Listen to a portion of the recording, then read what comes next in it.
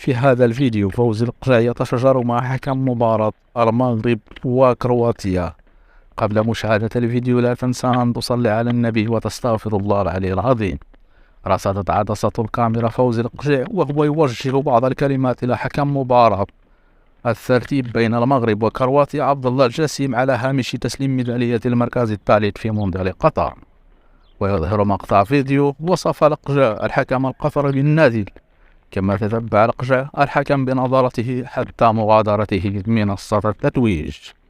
وأثار تصرف القجع مع الحكم القطري عبد الرحمن الجاسم موجة غضب خاصة من الجماهير القطرية التي عبرت عبر مواقع التواصل الاجتماعي عن استيائها من رئيس الجامعة المغربية لكرة القدم.